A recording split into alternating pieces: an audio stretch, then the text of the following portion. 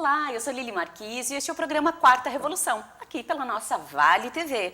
E hoje o nosso convidado para falar sobre desmistificando a indústria 4.0, nós vamos conversar com o Diego Schilling-Wein, ele que é um dos fundadores da Cirrus IoT. Seja bem-vindo, Diego.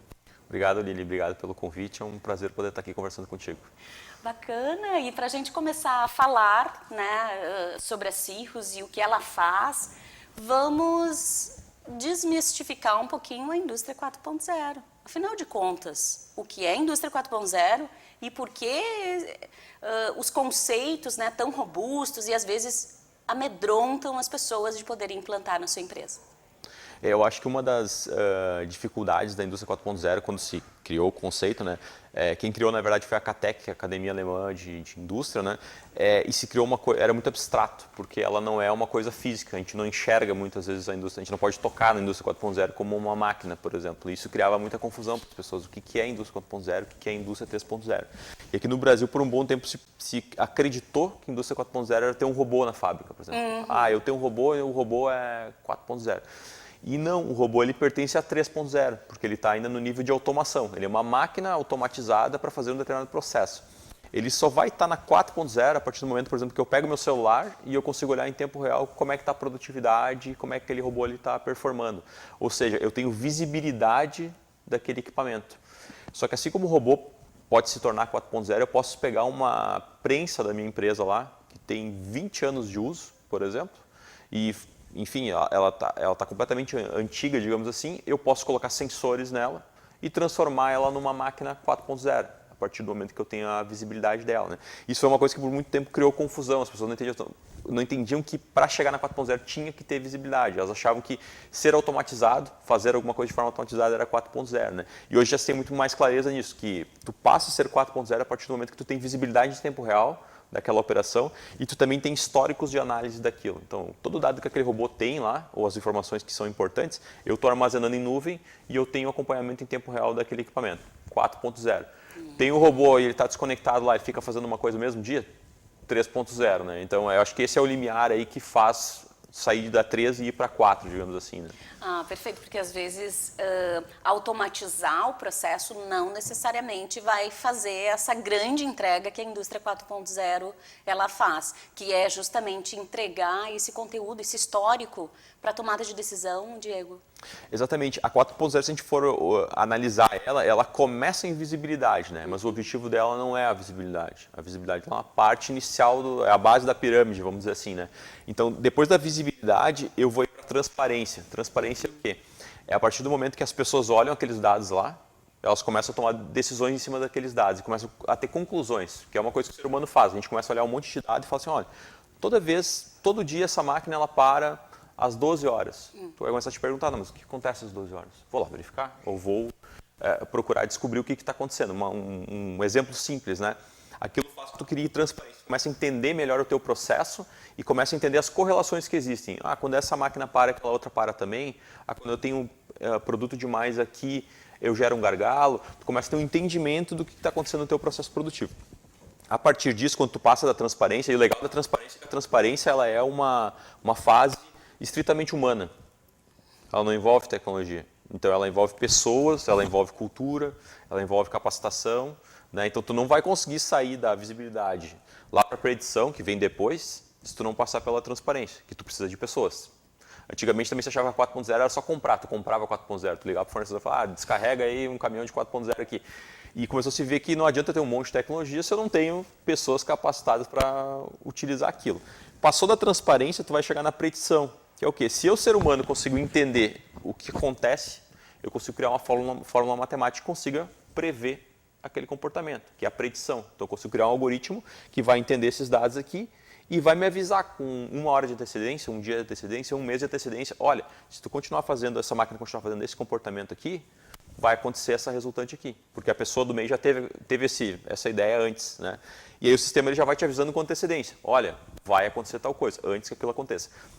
Um caso muito claro de predição que a gente já vê bem disponível no mercado, com um custo acessível, é predição de quebra de máquina. É uma coisa que está super em alta.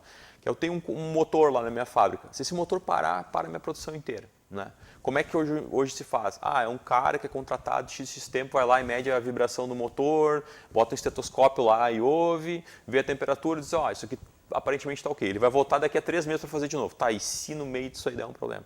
Então, tu já tem sensores que tu coloca lá, o sensor fica lendo a vibração 24 horas por dia da máquina, ele tem um histórico daquela máquina, ele vai te avisar, olha, essa máquina aqui há 30 dias ela provavelmente vai quebrar, porque a vibração dela está diferente. Então, nesse caso, tu já está em predição. Tu está no próximo do último nível da 4.0 lá. Já está assim, olha, minha máquina já me avisa quando ela vai ter um problema e eu já vou lá resolver. O último estágio, o último pilar, seria a adaptabilidade, que é a capacidade da máquina entender que ela vai quebrar e ela se adaptar automaticamente, digamos assim, se consertar. Essa a gente está um pouquinho longe, pelo menos aqui no Brasil, né? Por exemplo, eu não consigo pegar aquela prensa que eu estava falando lá de 20 anos e transformar ela numa máquina adaptável tão fácil, porque envolve toda a automação, toda a tecnologia que aquela máquina talvez não tenha.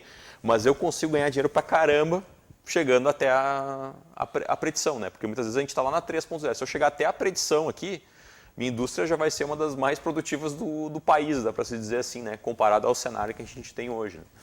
Perfeito. E aí, quando se fala em dar autonomia, né, para as máquinas, porque isso é a máquina poder, né, de alguma forma, sinalizar e também se consertar, digamos assim, olha, eu vou durar um pouquinho mais aqui, né, vou me ajustando, né? Mas para que tudo isso aconteça, a gente também tem que pensar em processos, né, Diego?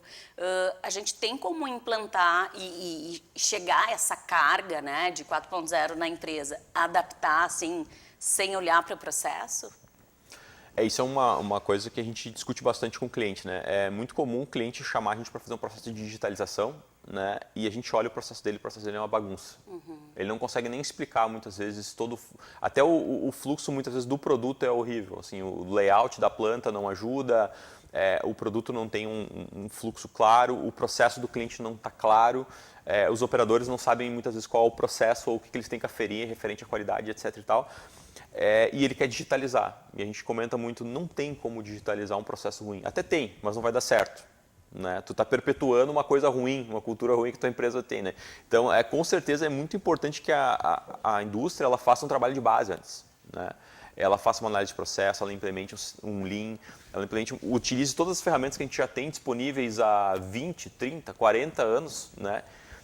Antes dela ir para o que se fala de 4.0. Eu acredito muito que o Lean ele faz parte do 3.0. Então, para ir para 4, tu precisa ter esse tipo de coisa implementada dentro da tua indústria. Do contrário, é muito difícil. Ou tu vai perpetuar hábitos ruins. Tu não vai conseguir melhorar aquele processo, porque ele não está claro, ele não está mapeado, ele não está otimizado, digamos assim, né?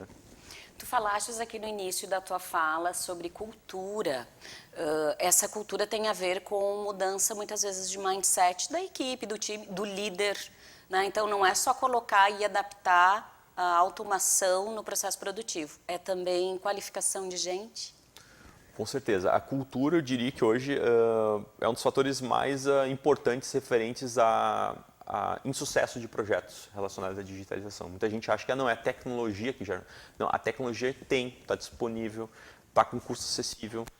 Agora, não adianta eu entregar 10 mil dados para a minha equipe lá de excelência operacional, por exemplo, se eles não estão prontos para utilizar esses dados, ou se a liderança não vê valor nisso. A liderança está preocupada com outra coisa, ela acha que aquilo ali não agrega. Não, eu sempre fiz assim, eu faço assim há 50 anos, a gente sempre ganhou dinheiro e eu vou continuar fazendo assim. Só que hoje a gente está entrando diria assim, num tempo meio perigoso para esse pensamento. Porque as coisas que demoravam antes 10 anos para mudar, hoje elas demoram um ano. Né? A gente tem exemplos aqui em Novo Hamburgo, inclusive, tem um cliente que é um cliente nosso, foi o nosso primeiro cliente que testou a solução lá em 2016, né? 16 ou 17, que ele fez o primeiro teste. E ele simplesmente hoje é a indústria mais produtiva do segmento dele. Ninguém bate ele. Ninguém bate ele em preço, ninguém bate ele em prazo de entrega, ninguém bate ele em nada. E ele simplesmente dominou completamente o mercado dele. Em questão de, nós estamos falando de 2016 para 2023. Dominou o mercado. A indústria dele, em termos de produção e faturamento, deve ter dobrado, mais que dobrado de tamanho, né? Com custo menor. Então ele consegue, hoje basicamente é difícil um novo entrante no segmento dele, por investimento em tecnologia e cultura basicamente. E isso eu acho que é um ponto que a alta gestão e a gestão tem que começar a enxergar.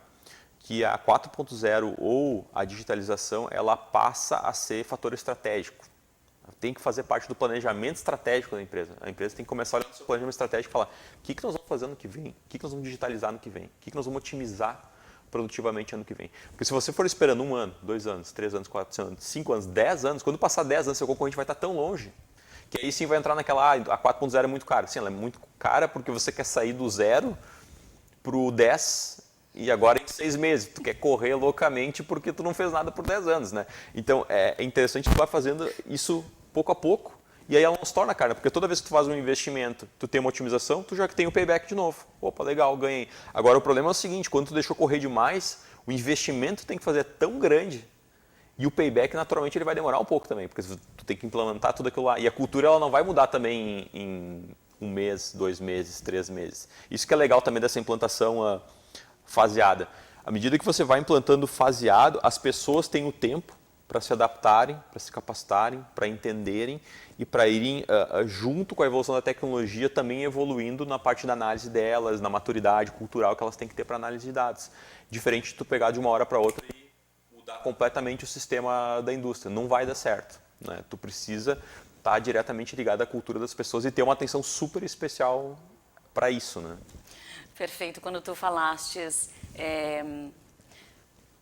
tem uma empreendedora que me disse assim, Lili, nós ouvimos falar sobre tudo isso há muito tempo e até agora a gente está aí conseguindo, né, perpetuar a nossa empresa. Mas tu falastes aqui e me chamou a atenção que estamos vivendo um momento para ter um pensamento assim muito perigoso, porque a velocidade, como acontecia antes, está diferente do que acontece agora.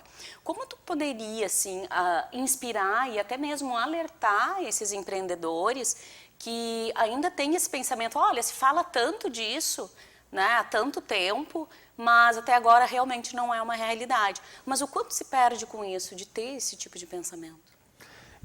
Um ponto que sempre...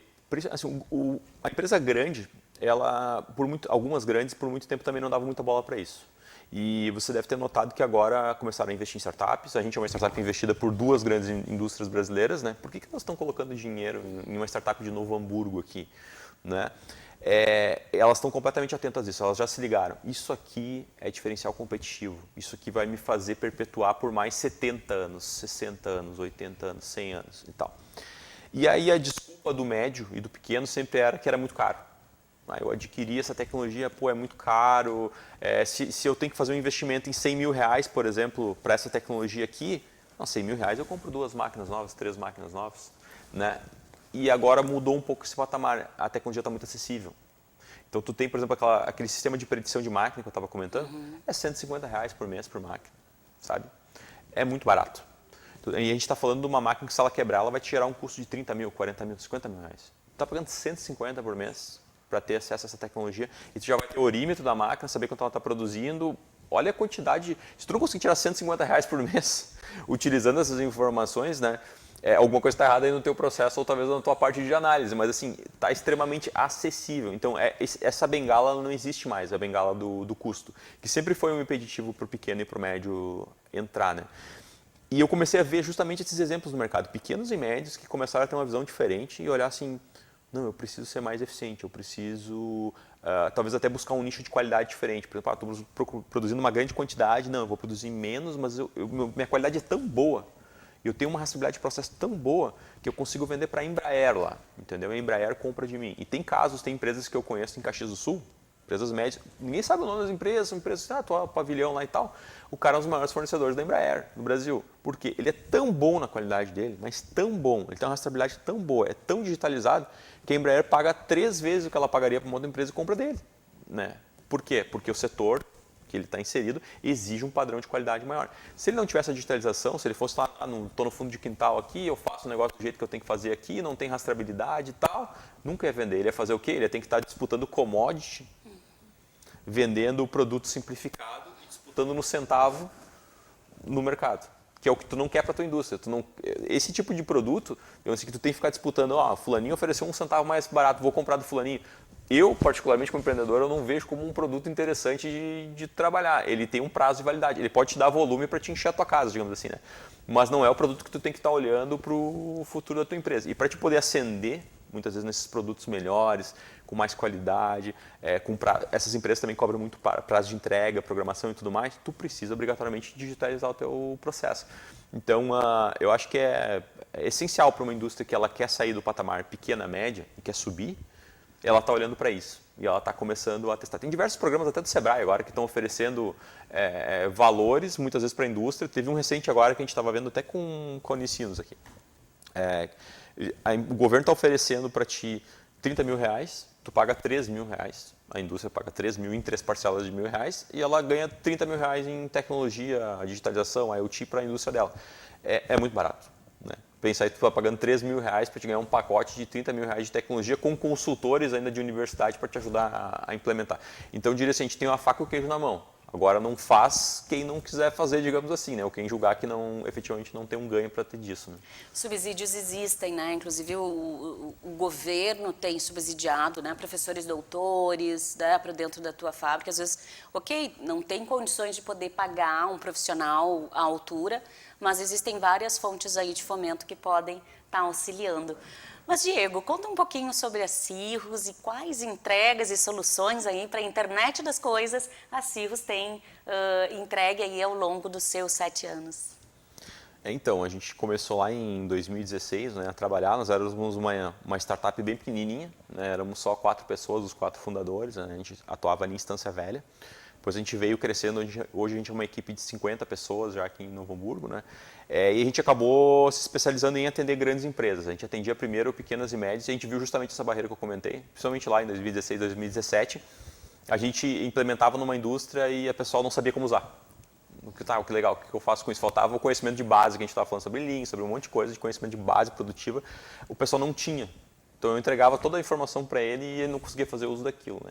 E aí em 2018 a gente pivotou, a gente começou a atender grandes indústrias. Por quê? Porque a gente começou a participar de feiras e tudo mais, e as grandes começaram a nos procurar e falar, não, eu tenho exatamente esse mesmo problema aqui.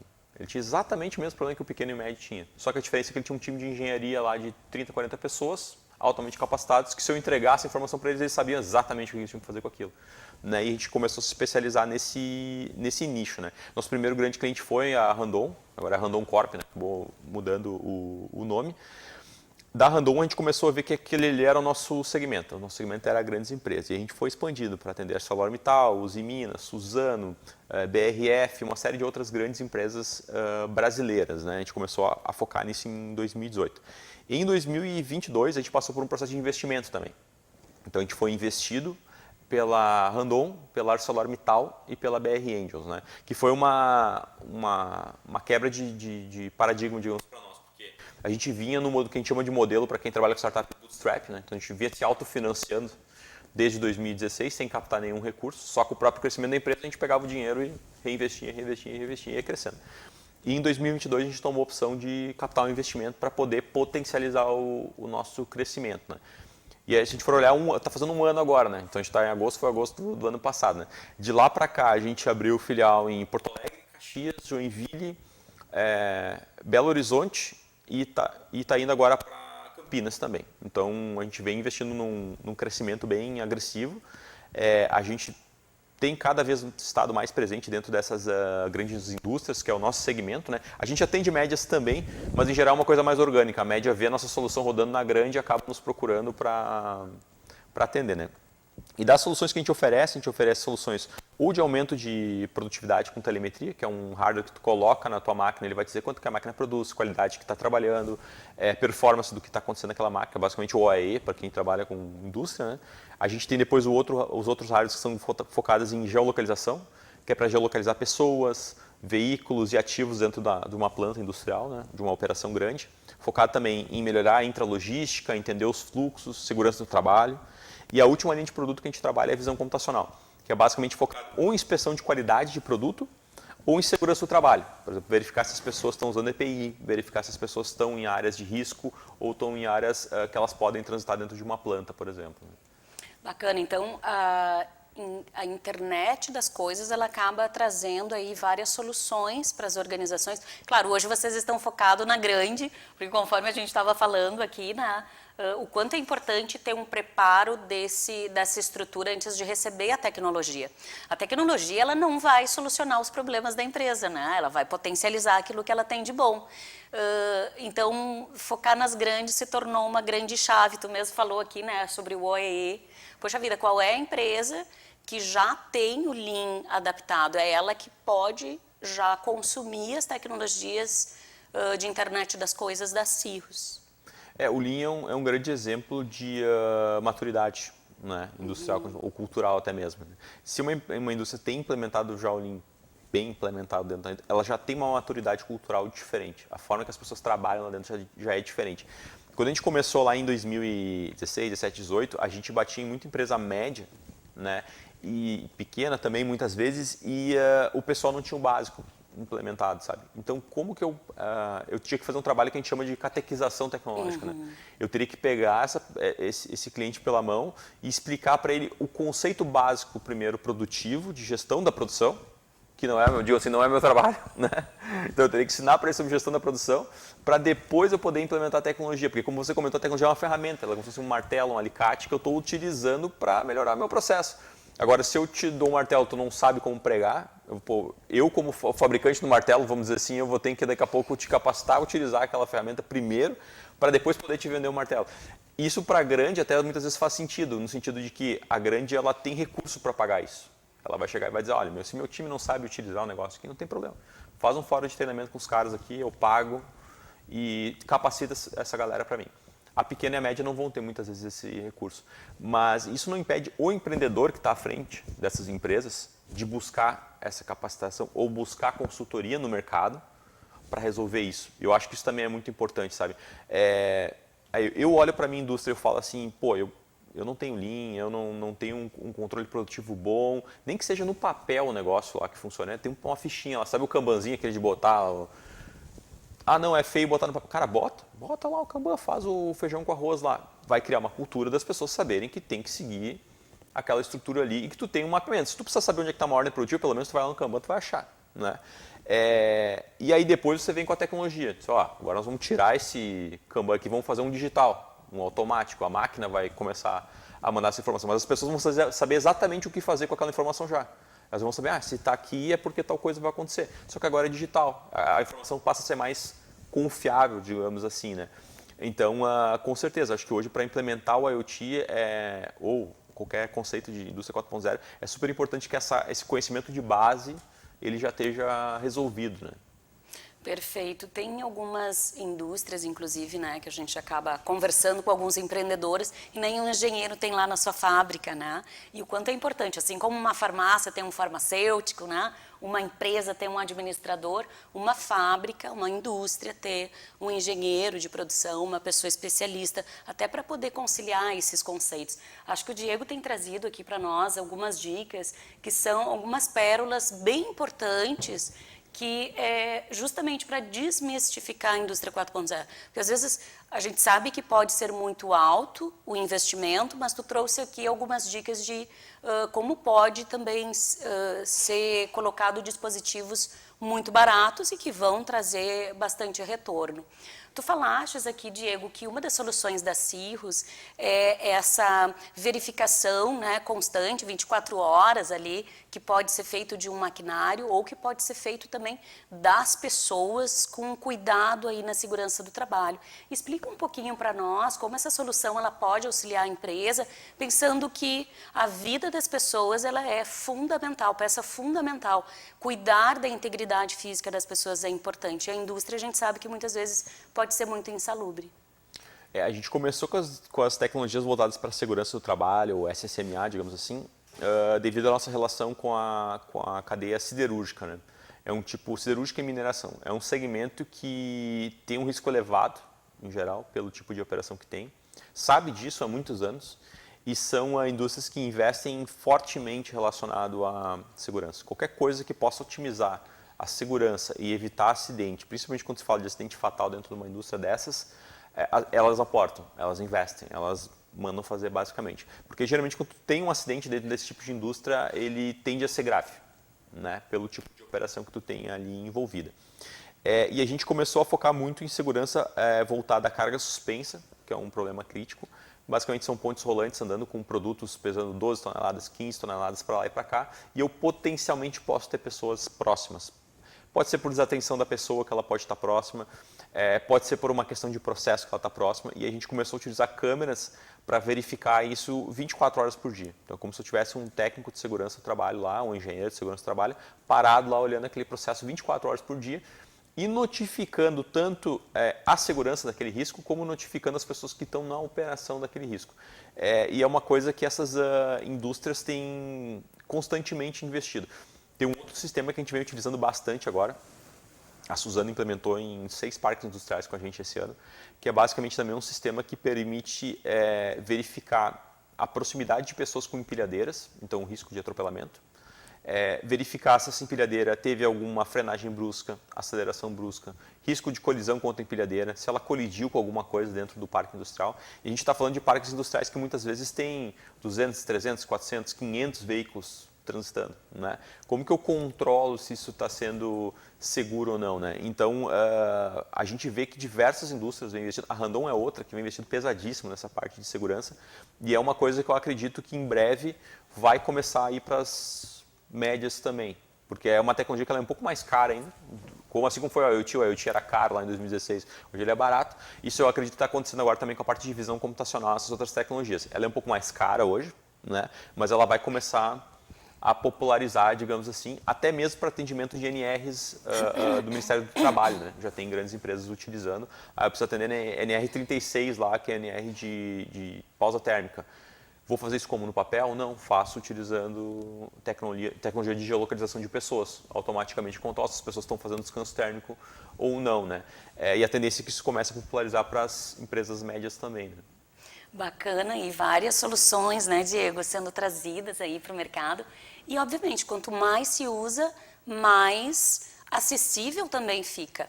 Sobre essa questão da indústria 4.0 ser muito cara, conta um pouquinho para nós, até porque tu trouxe aqui alguns exemplos que foram de baixo custo, né? Que tipo de dispositivos ou de aplicações podem ser feitas e que podem já surgir grandes resultados? Eu acredito que a parte de controle de eficiência industrial de máquina é o mais acessível e eu diria que quase obrigatório para uma indústria ter hoje. Você tem lá 20 máquinas, 15 máquinas, 30 máquinas, você tem que ter controle de eficiência operacional dessas máquinas sem o operador precisar apertar botão. Tem um equipamento, um sensor que vai dentro da máquina e ele te diz em tempo real como é que essas máquinas estão performando. Por que isso? Primeiro, porque se você tiver um operador que fica anotando isso num papel, por exemplo, a informação nunca vai ser a real. E a gente viu isso várias e várias vezes. Teve indústrias que a gente chegou indústrias grandes, né? E o pessoal, não, olha, meu OEE aqui na minha planta é 90%.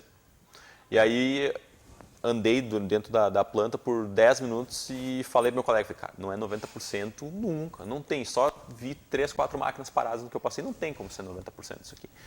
Aí a gente foi ver como é que eles faziam o cálculo, tudo papel. O operador anotava. Não, beleza, vamos sensoriar então 5 máquinas aqui, vamos avaliar como é que essas máquinas performam. Quando a gente chegou no número real, era 60%, né? Por quê? Porque tinha um monte de microparada, paradas menores, de tudo que é tipo, que o operador não registrava. Não é porque ele registrava por mal, é que ele tinha que parar o processo que ele estava fazendo aqui, resolver o problema da parada, ir lá numa tabelinha não sei aonde e anotar aquilo no papel. Ele esquecia, aí ele estava focado em resolver o problema ali e não em ficar anotando isso aí ele não lembrava mais do tempo, que horas que começou, que horas que parou. E muitas vezes o que acontece? A gente notava comportamentos de máquinas que tinham um monte de microparada durante o dia inteiro. Toda vez aquela máquina parava 5 minutos, parava 5 minutos, parava 5 minutos, parava 5 minutos. E os caras não anotavam o motivo. E aí quando a gente começou a fazer esse controle, eles começaram a se questionar, transparência. Tá, mas por que essa máquina fica parando toda vez 5 minutos? Foram lá perguntar para o operador, cara, por que essa máquina para toda vez 5 minutos? O cara tranca tal coisa aqui, tipo, tem que dar um chute aqui, gira para lá, não sei o que, aperta não sei o que, e volta a funcionar o negócio. Mas tu acionou a manutenção já? Acionei. Mas quando que está acionando? Faz 30 dias que eu abri o chamado para os caras virem aqui verificar o que está acontecendo na máquina. E a gente olhando uma perda de produtividade de 30%, 40% naquela máquina lá. Aí o cara foi atrás da manutenção. Pô, os caras estão com um problema lá, 30 dias. estou com perda de 30% a 40% de produtividade na máquina porque ela fica parando 5 minutos a cada X tempo. Vão lá e façam uma preventiva. Fizeram a preventiva na máquina, a máquina, pum, 80 e poucos por cento de produtividade. É uma informação tão simples. Simplesmente saber se a máquina está operando, parado, já me traz um ganho absurdo. E outro ganho que eu acho que é muito interessante é depois que você tem essa parte de controle de parada, você controlar muito o que a gente chama de acionamento de cadeia de ajuda, que é, parou. Por que parou? Parou por problema logístico, aciona logística, mas aciona de forma digital. Não aciona pegando o telefone, ligando para a logística, cara, vem aqui e tal, porque você não consegue medir isso depois. Quanto tempo, quem ligou, quando que ligou, quando que receberam o chamado, quanto tempo demoraram para ir lá resolver o problema. Mesma coisa para manutenção. Esse chamado, por exemplo, se ele tivesse aberto digitalmente, todo mundo estaria sabendo que ele estava 30 dias parado, todo mundo estaria sabendo que ele estava com 40% de perda de produtividade porque não tinha se resolvido aquilo. A própria manutenção poderia ter olhado aquilo e falado, pô, se eu não tenho braço para resolver, vamos chamar um terceiro aqui para resolver esse problema para mim. Mas o dado ele fica disponível e visível. E esse exemplo que eu dei de implantação de controle de eficiência operacional e depois acionamento de cadeia de ajuda são coisas baratas. São coisas hoje que qualquer indústria... para mim, grande deveria ser obrigatória, tá? Não deveria ter uma grande que não tem esse tipo de controle, né? Mas a média deveria estar muito olhando para isso já, focando em aumentar a sua produtividade. Né? Perfeito, muitas dicas aqui que a gente pode já utilizar lá na aplicação prática mesmo, né? Mão na massa aí, né, Diego? Aquelas pessoas que ainda ficaram, né, com alguma dúvida ou gostariam de continuar essa conversa contigo, como faz para entrar em contato? O pessoal pode me procurar pelo LinkedIn, né, Diego Steinway, nós já não vai ter dois lá, né? Pode até me mandar um e-mail também se quiser, diego@cirrus.net, ou acessar o nosso site também, que é www.cirrus.net. Né?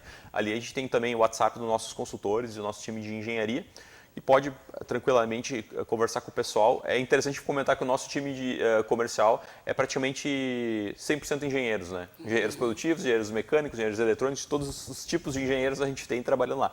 É justamente porque o nosso atendimento, muitas vezes, para o cliente tem que ser extremamente especializado. A gente tem que ir lá entender o problema dele e muitas vezes ter a maturidade de falar, olha, o teu problema não é tecnologia. Teu problema é entra em contato com um engenheiro de produção, contrata uma consultoria, resolve o teu problema de Lean primeiro e daqui a 6 meses tu me liga que eu venho aqui implementar a tecnologia. Né? Então a gente também faz esse trabalho, visita as indústrias, entende a fundo qual é o problema que tem ali para poder sugerir a melhor solução, não necessariamente simplesmente vender uma solução por vender. Né? Esse é o mais importante, né, Diego? Agradeço muito a tua presença aqui, né? Agradeço muito a Cirrus também por tanta entrega e nos orgulhar muito de ser uma empresa aí gaúcha, desbravando o Brasil de maneira tão acelerada e, quem sabe, a internacionalização dessa empresa, hein? Levando tecnologias também para o mundo inteiro. Desejo aí muita prosperidade e também um abração aí para esse time enorme da Cirrus. Lili, muito obrigado pelo convite, é um prazer poder estar aqui conversando com vocês. Falando sobre internacionalização, a gente já está com uma operação no Uruguai agora, né? E a gente espera, a gente estava focando em ir para a Argentina ainda nesse ano, a gente está dando uma segurada, mas acredito que no início do ano que vem a gente já vai estar por lá também. Muito obrigado novamente pelo convite. Legal!